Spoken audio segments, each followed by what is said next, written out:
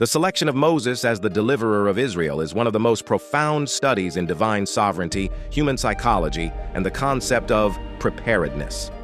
In the biblical narrative, God does not choose the perfect candidate by worldly standards.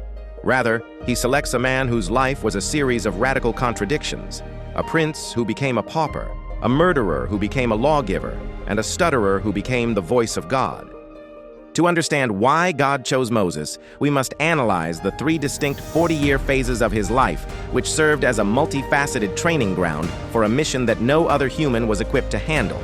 God's choice of Moses began with the providence of his infancy.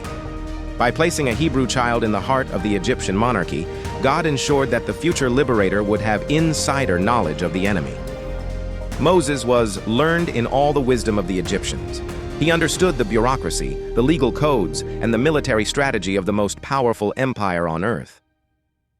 When Moses later stood before Pharaoh, he wasn't a trembling slave. He was a peer who knew exactly how the court functioned. To lead 2 million people through a desert, one needs more than just faith. One needs the organizational skill to manage a mobile nation. Moses' early life provided the structural thinking necessary to establish a judicial system and a tabernacle protocol. God did not choose Moses because he was a blank slate. He chose him because even in his youth, Moses possessed a visceral, though untrained, hatred for oppression.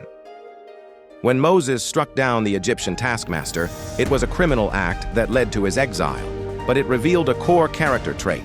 He could not remain a silent bystander to suffering. God saw in Moses a man who was willing to risk his royal status to defend a nobody. This raw sense of justice was the ore that God intended to refine in the furnace of the desert. Perhaps the most critical reason God chose Moses was the 40 years he spent in Midian. If the first 40 years gave him the skills of a leader, the second 40 years gave him the temperament of a leader. Shepherding is a slow, tedious, and dangerous job. It requires a man to watch over stubborn, vulnerable creatures day and night. This was the laboratory where Moses learned the meekness for which he became famous. While herding Jethro's sheep, Moses became intimately familiar with the Sinai Peninsula. He learned where the water was, where the predators hid, and how to survive the climate. God chose the man who had already scouted the wilderness for 4 decades. At the burning bush, Moses famously argued with God, offering 5 excuses as to why he shouldn't go. While this looked like weakness, it was actually a qualification. In the divine economy, the person who wants power is often the least qualified to hold it. By the age of 80, Moses' ego had been completely dismantled. He no longer believed in his own Prince of Egypt charisma. God chose a man who was slow of speech and slow of tongue, so that the glory of the deliverance would be undeniably attributed to God, not to human oratory.